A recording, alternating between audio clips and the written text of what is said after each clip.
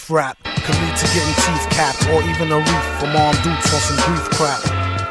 I suggest a change of diet. It can lead to high blood pressure if you fry it, or even a stroke, heart attack, heart disease. It ain't no starting back once arteries start to squeeze. Take the easy way out, phony. Until then, they know they wouldn't be talking that baloney in the bullpen. So disgusting, pardon self as I discuss this. They talk a wealth of shit and they ain't never seen the justice. Bust this like a cold milk from out the toilet. 2 batteries, some Brillo, and some foil, he'll boil it. You'd be better off in PC glued. And it's a feud, so don't be in no TV mood. Every week it's mystery meat, seaweed stewed. Hello comrades and welcome to Season 2, Episode 7 of SPECTRE. I'm delighted today to be joined by Nick Troy as we talk deep into the 13th note. Nick, it's a pleasure to have you here. Pleasure to be here, thanks very much. Cheers, Nick. So just to get started, just a wee introduction from yourself, you know, who you are, your affiliations and everything else in between. I'm Nick Troy. I was a chef at the recently closed 13th Note, and I'm also on the editorial board of Peace, Land and Bread. Good stuff, mate. So yeah, the 13th note, I guess, it's been a very hot topic, both in and out of the kitchen. Yeah, just looking for a wee, history of, what's been happening at the 13th note, probably for those who, have been somehow unaware of what's been happening, the events that have taken place in the past to now what we're seeing today with the venue.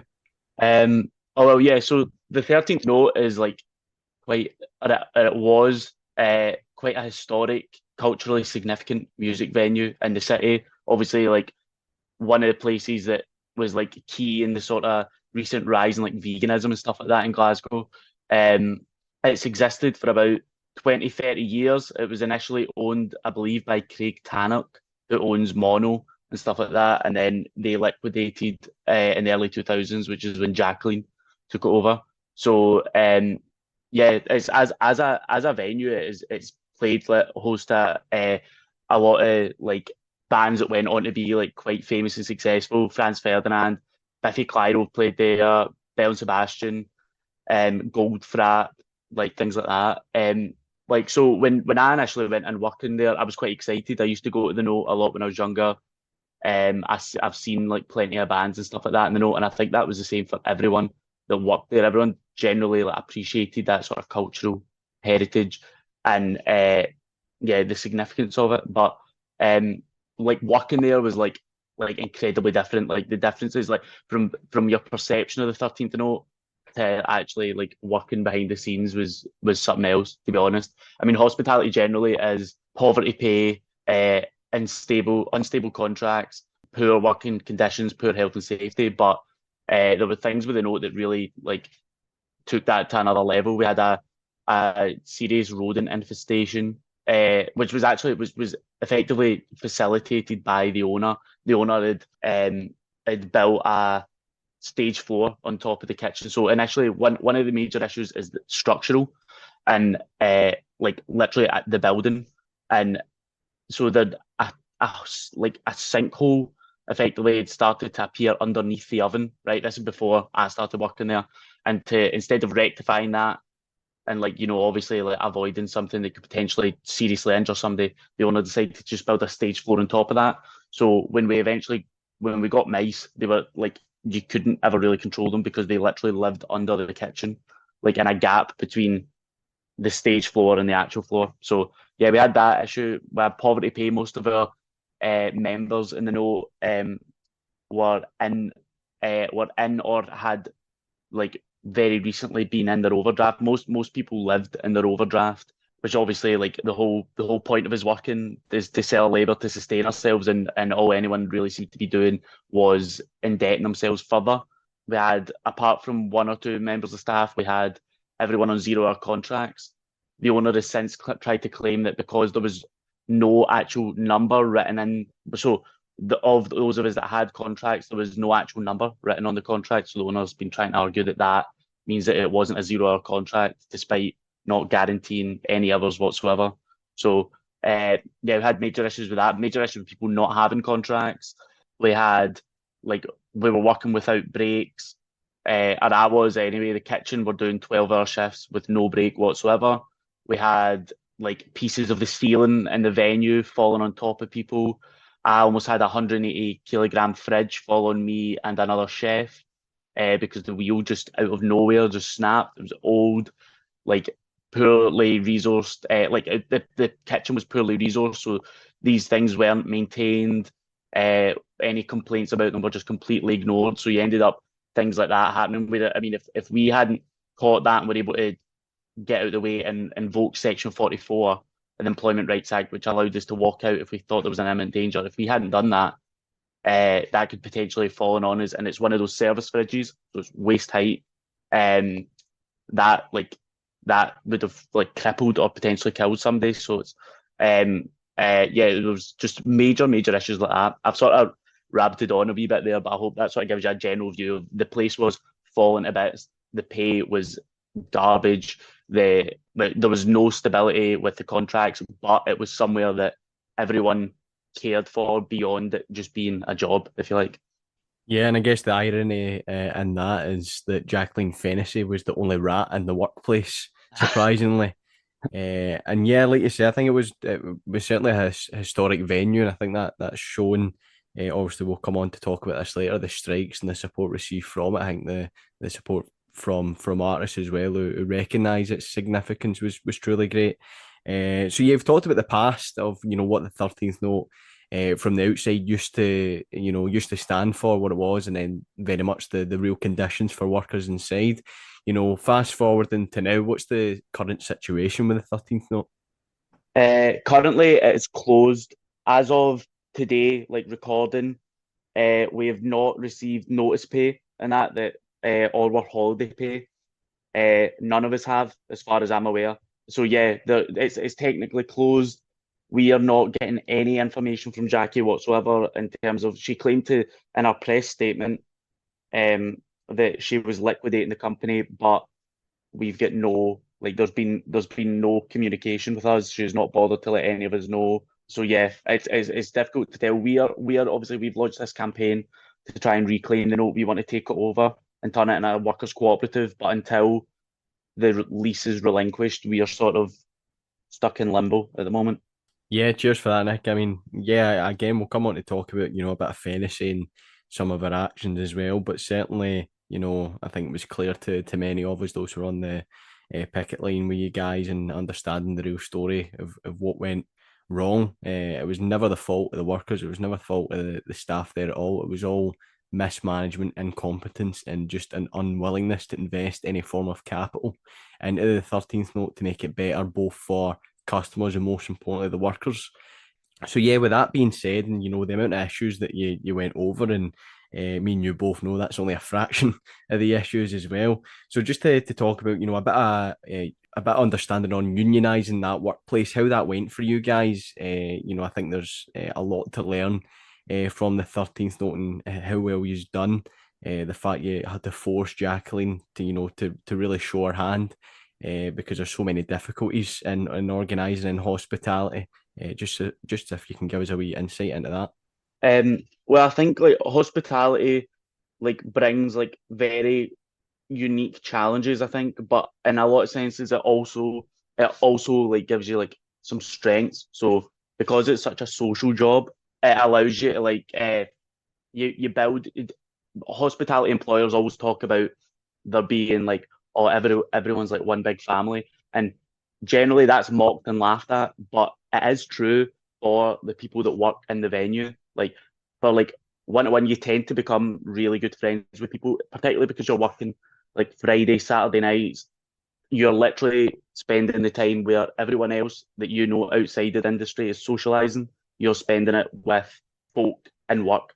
So yeah, it's that is a strength, and that's something that we can like you can tap into, and it's good for sort of building like so our unionization effort took like quite a long time.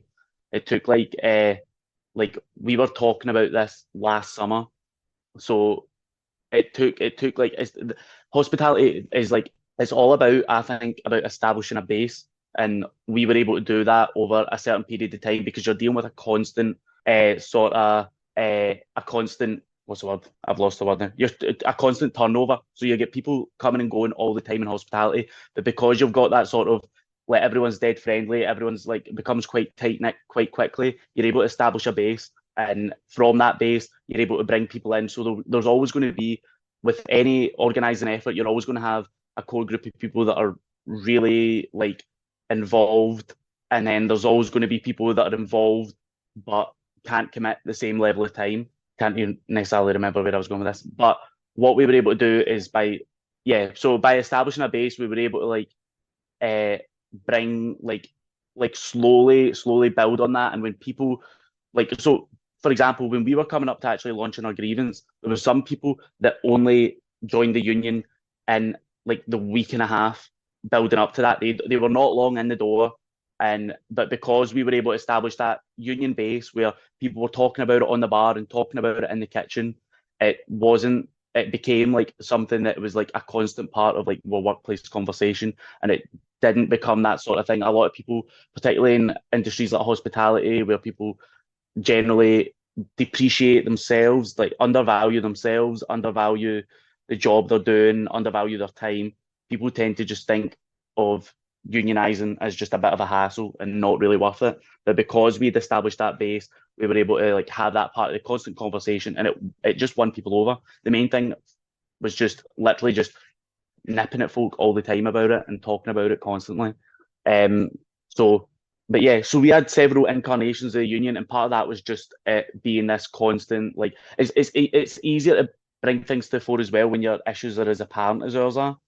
So it's just bringing everything back to like people. I feel like sometimes if you just polarize people, like with people all the time, you just constantly, like, if people folk are like, oh fuck, I can't afford my taxi up the road tonight, or I can't afford to go out and do this, or I'm like worried about my rent this month. If you constantly bring that back to people's wages, because as much as people understand that and know that, they know they're not getting paid enough, but it's quite easy, like we've all done it, to just sort of ignore that and like just try and just knuckle down and get on with things. But if you're always constantly at folk like, well, why should you be worrying about your wages? You're spending fucking 35, 40 hours a week in here. That does sort of get, if people start realizing, wait a minute, it's not just me that's feeling the brunt of this, and everyone else is quite angry about it, and everyone's talking about a solution to it, then I think that, like, I mean, that's just like workplace organizing like 101. But it does really help, and it did really help in hospitality, because a lot of hospitality is like breaking through like this ideology that people have accepted themselves, where they think they are low skilled, which is not necessarily true at all. They are, like, people don't value themselves, they don't value any of their time or any of their effort. And I think sometimes the best in my on my like one-to-one cases with people, where I was able to convince people myself to join, it was always going back to like a theory of surplus value, right? So it's people maybe undervalue, like they're like, oh well, I'm just pouring pints all night. Like, literally, I've had people saying that I probably don't deserve to get paid anymore for this. But if you make people realize that for every pint that they pour or whatever, they make, so say a pint sold for a fiver, and per pint the owner's paying like what, 80 pence per pint of lager or whatever, then the profit they're making off that is insane. And if you make people realize that, like, the economics of work and the economics of their job, then that sort of gets people's backs up a little bit. Do you know what I mean? So yeah, that's been thingied all over the place. If you would like me, like, later on to go back over that, then I totally will, because I've just sort of here, there, and everywhere. But yeah, sorry. Yeah, no, that was brilliant, Nick. Cheers for that. I think you're spot on. What you talked about, and certainly, talking to you guys and everything, it's clear that the efforts of unionising it's, brought you and the staff closer together. That was definitely abundant during your work in the strikes and the recent fundraiser in Glasgow as well. So I think that, the efforts that you've done have been fantastic. And yeah, it can be a really slow process, unionising in general, not to mention hospitality. And like you say, it's characterised as, precarious work. And some people just put that down to the work itself, like you said, but the actual precariousness of it purely comes down to the likes of certain bosses and managers, and how they treat staff. And hospitality has now become a revolving door. It's very much viewed in the sense of, it's almost only for the likes of students and that, just as a bit of extra cash and nothing else. But would that be the same calling cry that would be made tomorrow if, for whatever reason, universities and colleges in Scotland were shut down and there was no students needing to pay for their tuition or anything else in between and paying for their flats? It would very much still be advertised as a job or as a career and everything else in between because of how desperate managers and bosses are in hospitality for staff. They quite literally can't keep enough of them, which is ironic considering how they treat them.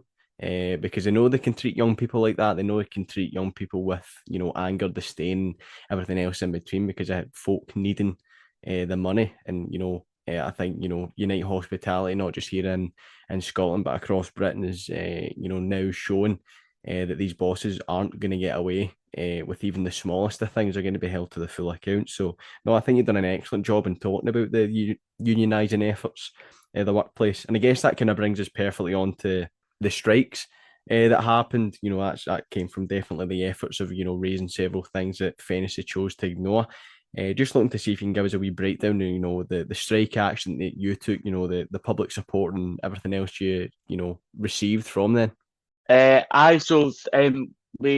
We voted unanimously for strike action just in May there, and we voted to take 4 weeks, 2 days a week, Friday, Saturday, a 48-hour walkout, and yeah, that was mainly due to the fact that we'd been meeting with Jackie continuously to no avail. She was completely unwilling to meet us on very reasonable demands. I actually said in one of the meetings that, and I stand by it. I said to her that what we were asking for was borderline charitable to her. We were asking for nothing really whatsoever. We're asking for pay that we could afford to pay our bills with and afford to live half decent lives with. The real living wage, which really is arguably not good enough in the first instance, but even just to get to a level where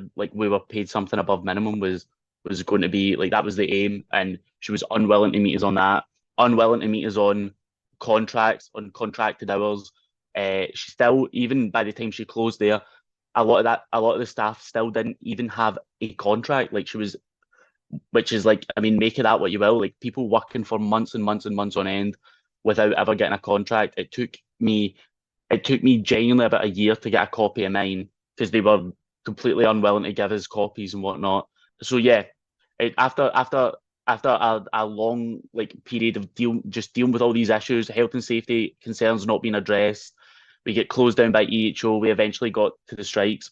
The strikes were really aimed at it was obviously last resort. Nobody wants to be going on strike, particularly Friday, Saturdays when most of us were getting our shifts.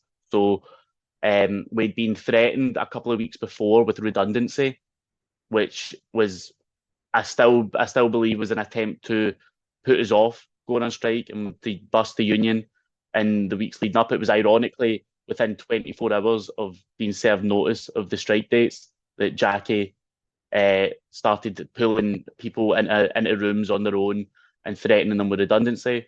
That sort of gave us a bit of a wobble. Everyone obviously initially worried massively, but we galvanised and pulled together, went ahead with the strikes. We were out on the Friday morning in particular, or midday. We had massive crowds. We had I think it was between 100 and 200 people turned up. It was wild. We had councillors, MSPs coming out to support us. People from across the left out to support us. So it was staggering that we had the media were all over it, which we didn't expect whatsoever. I didn't expect to end up on the telly over any of the stuff at the 13th note, but I ended up getting calls from my gran and stuff like that. What are you doing here? So yeah, it was a wild day. The Friday was slightly quieter. No, the Saturday, sorry, was a little bit quieter, but we still had a really strong turnout. And yeah, morale was really high after it. Aware that we had a meeting planned with ACAS with Jackie on the Wednesday, the 19th of July, and that was meant to be about getting to a final agreement. We knew that Jackie had was still her threat of redundancy was still live, if you like, but she'd agreed not to make any redundancies until she met with us in ACAS. But then by the time we got to that meeting, or to the day of that meeting, in the morning, she put out a press statement, didn't even contact any of us, still hasn't contacted me. I've not had a conversation with her. Plenty of the staff haven't had a conversation with her. We were informed via press that she was closing the venue 2 hours before we were meant to meet with ACAS. So yeah, the strikes were really positive. It was the first bar strike in Scotland in over 20 years. I think it really did lay down a marker. We were I like to think of us as like sort of standing on the shoulders of what the IWW and Saramago achieved. They had like 5 days a week for 5 weeks. It wasn't technically a pay, it was a protest, but they were able to have that outside Saramago for like 5 weeks. So I think that it was a nice sort of like step, a nice progression to go to like a proper like balloted strike. And it just shows, yeah, as you were alluding to, like the growth in hospitality organising, the way that things are changing now because there's this labour shortage. We're able to really like start, like people are taking their jobs and their roles more seriously now. You know what I mean? Particularly because it's not like as the rest of the economy like contracts, hospitality seems to be, as much as there are like pubs closing down all over the shop and stuff like that, but it is a sector of the economy that is still like it isn't degenerating in the same way, largely because it's got terrible working conditions and stuff like that. So, but because drinking culture and eating culture in this country is massive. So, what the point I'm trying to make anyway is that people are now like, so maybe people like myself, where I went to university, I got my degrees, and I assumed I would go on to work with my degrees. My degrees had nothing to do with chefing at all, but a lot of us now are getting like the jobs that are the sectors that we were in over university,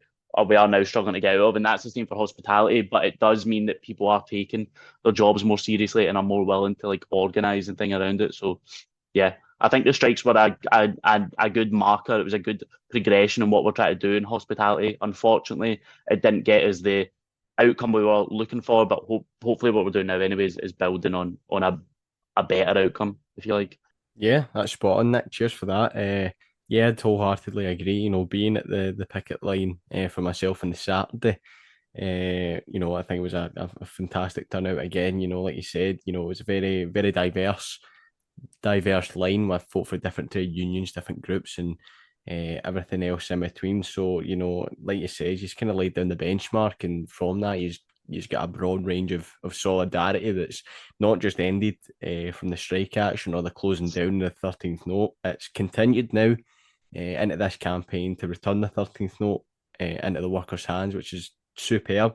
And like we mentioned earlier, you know, the fundraiser as well as the crowdfunder for it also, it's been superb.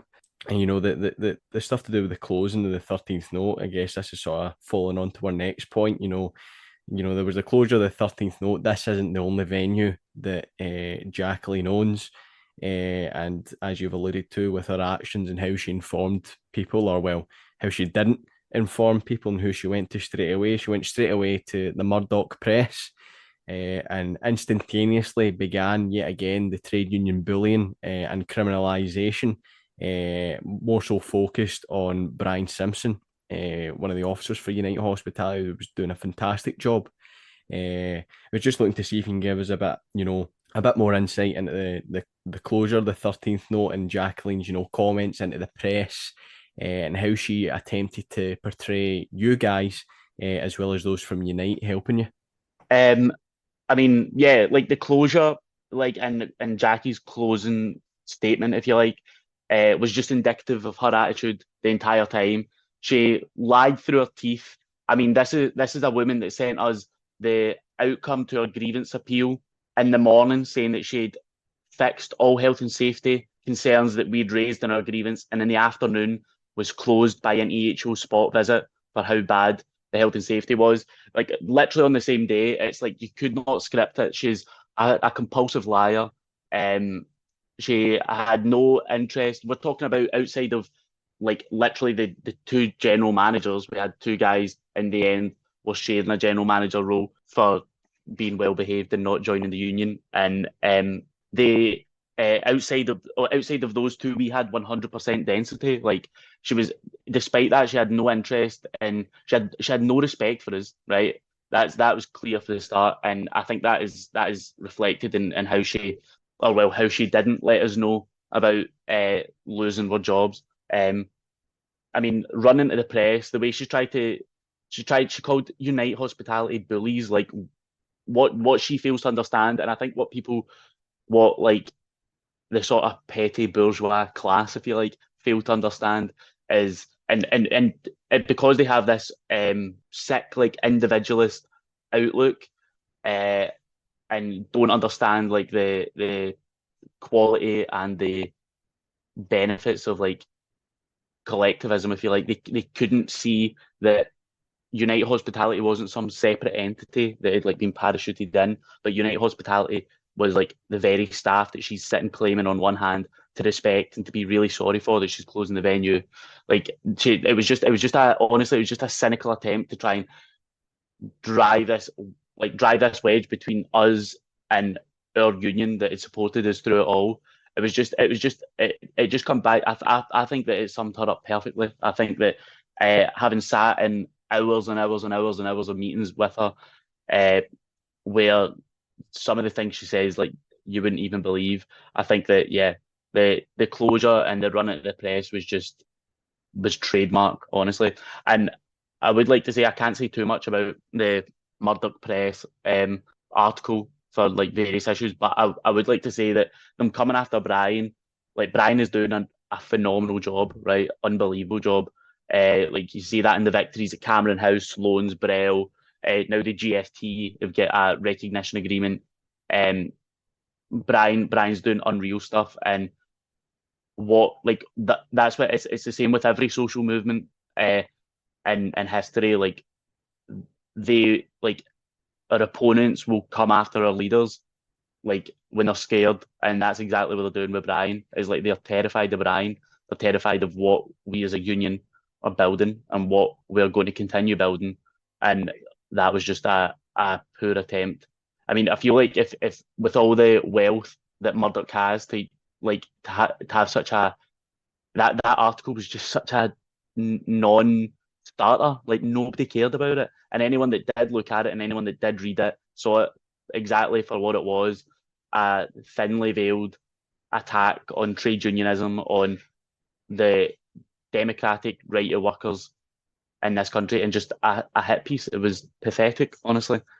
Yeah, absolutely spot on there again, Nick. And, like setting the benchmark, I think if Fantasy was to, take the loss and, listen to you guys and meet the demands of, the union, then what would that have meant for her other venue now? And I guess this has been a tactic for her, I guess, to, try and secure some earning of her, like you've mentioned, her individualistic mindset, her lifestyle, and, how she lives. And, I think that workers in the other venue will probably quite rightfully, be a bit hesitant. That's understandable, from the acts of Fantasy, but, she certainly tried to play her hand at first, lost, and decide to cash out her chips. And this is, like you said, only showed her true colours, for what she's done, for the actual actions in the 13th note when you guys were working there, as well as her actions after closing, and just going straight to the press, not even having the common decency to message people to say that they've not got a work to come to. That must have been daunting, having to find that out. And I think at the fundraiser, one of the speakers, a 13th note worker, mentioned how he managed to find out via Facebook in the morning when he woke up they didn't have a job to go to. And it's utterly disgraceful that, bandits such as Jacqueline Fennessy, have been allowed to run rampant for so long. And, there's probably a million different Fennesys in the hospitality sector, and now with the work that you guys have done, with the backing of the United Hospitality and the broad level of solidarity shown from different trade union groups and other organisations, I think a good few of them will now be looking over their shoulder, thinking that they could be next. Because, yeah, it definitely was, inspiring stuff you've done. And, talking about, the actions that Fennessy's done, the closing the 13th note, and, we mentioned returning it into the hands of the workers to make it, like a workers' co-op. So just looking to see what will come next for the 13th note, and especially the rest of Glasgow's hospitality sector after these events. Well, what we're looking to do now is to take over the note as a workers' cooperative, if that is a possibility, which we're hoping it is. We're hoping that would shift the goalpost so that folk couldn't, so that the hospitality employers will then not be tempted to do what Jacqueline has done herself. I mean, this is like admittedly an issue that hospitality has to face up to, is that it's so easy, or hospitality organisers, sorry, need to face up to. And I guess across the movement, like we are, and this is part of it, but is that it is very easy, and we've seen it before, for companies to like Phoenix, or just simply to like cut their losses and go. We've seen that with Abandoned Ship, Glasvegan. We're now seeing it with Jackie. It's threatened a lot. I never met people so desperate to plead poverty, like behind like a massive portfolio that is like freely available in Companies House. You know what I mean? It's ridiculous. But yeah, like these, that we're hoping that if we're able to establish a workers' co-op, we can shift the goalposts and say, look, this is what happens now. If you're unwilling to listen to workers, then workers will like take it upon themselves to take over the venue. If you want to close a venue, you either have to negotiate with workers, or you close your venue and workers will take it over. That's what I'm hoping anyway, is something that the 13th note, the legacy of what we've done, can hopefully achieve. Because we're not like, I think a lot of people assumed that when she closed it, that would be us, we were done, and I think that's what she aimed to do. I think that was a spiteful move, and it was an attempt to like sort of put it to us, if you like. We are not defeated at all on this front. It has only galvanised us. We are building to something that is much better than we'd hoped for initially. So if we're able to establish it, which granted it's still a while off, but if we're able to establish a workers' co-op, then I think it would be a phenomenal achievement off the back of such a highly sort of publicised dispute as this one. For like, hopefully it can make organising hospitality that little bit easier, because one thing is that like I've been out and about, and obviously like as the chair at the moment as well, I'm speaking to a lot of different workers across hospitality, and people are like people are talking about the note quite a lot. I've even the other night had somebody come up to me that recognised me from whatever, like the coverage and stuff like that. That's not to say that I'm acting as if I'm some famous guy. It was one person, right? But people are engaged with it, and people are engaged with it in bars. And whenever you speak to staff in other bars, they do tend to know about it, and they do tend to have a lot of questions. And I think that the closure has maybe put a dampener on things in that respect. So I'm hoping that, yeah, like it can maybe become easier if we're able to establish this cooperative. Then it's suddenly like, yeah, staff will know that it's not just you're not just going to end up like losing your job if you join United Hospitality. You're either going to get what you want in your current framework, or you can take it further. That's my hope anyway. But yeah, no, I think you're spot on there again, Nick. And if a quote was to go ahead, and with it being successful, I don't doubt that it would have great support, both from past musicians and that bands who've played there to people who'd go there still, and probably the new release of people who would be eager to go, now knowing it's in much safer hands. And again, that would set a benchmark for worry for these, other types of Jacqueline fantasies, if they're experiencing, the full rightful wrath of the workers because they're not fixing health and safety concerns, meeting, demands in pay, or, listening to them in the slightest.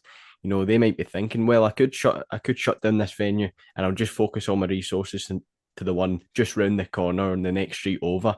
But if their venue was to come under fire, to be taken into workers' hands, and well, it would challenge them. People would know their face, they'd know their name. It'd be quite simple and easy to have a workers' co-op that would challenge something like that. I think that's going to be, the thoughts in, many bosses' heads are now in hospitality is, certainly taking a cautious approach, because I think even they realise that Jacqueline didn't win out of this. You might have spitefully shut down the note and, putting our workers in an even more precarious position.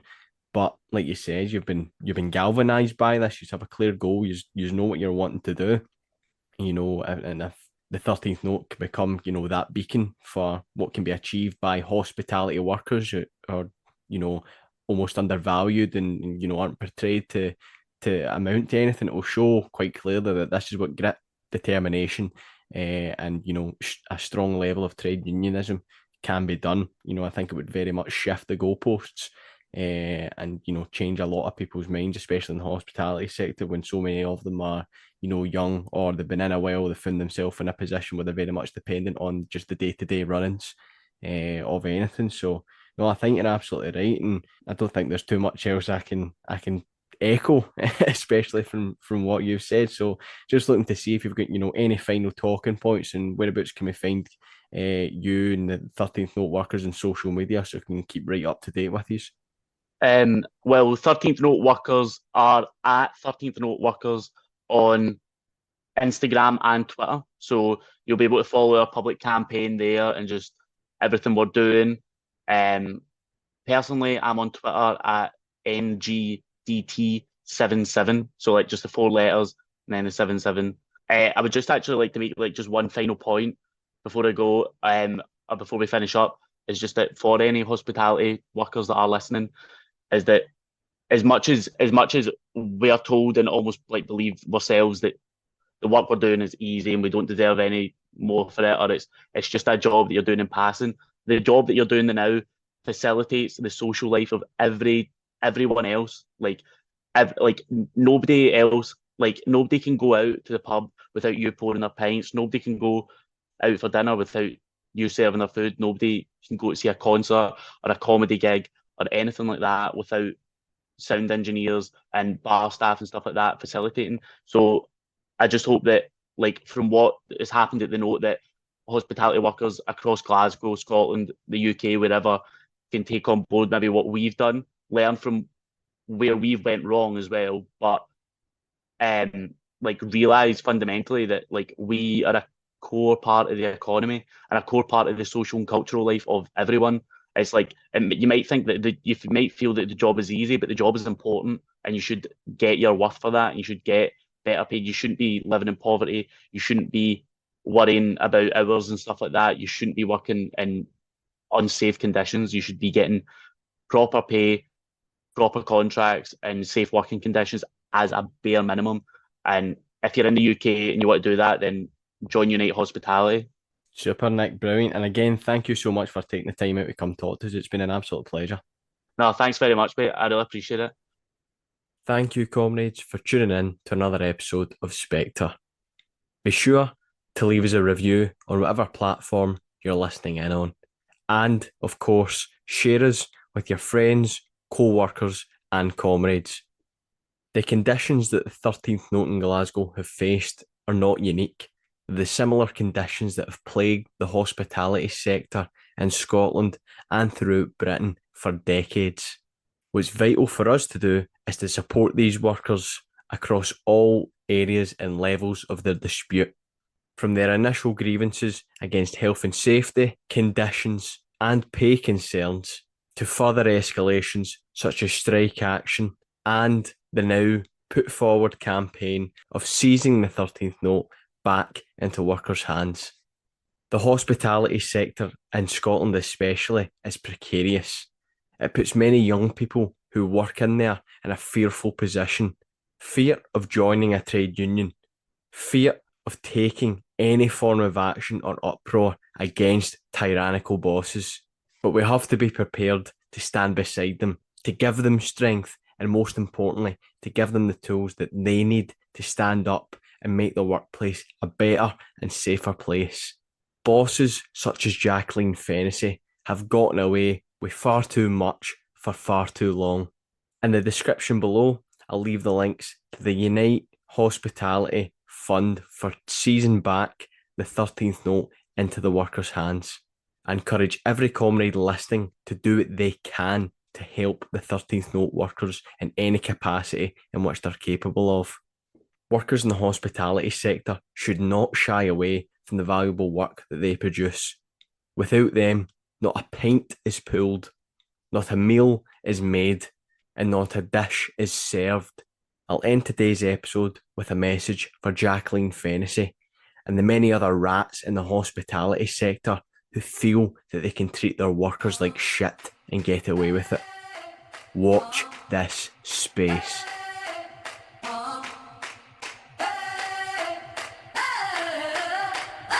I'm living in that 21st century, doing something mean to it. Do it better than anybody you ever seen do it. Screams from the haters, got a nice ring to it. I guess every superhero need his theme music. No one man should have all that power.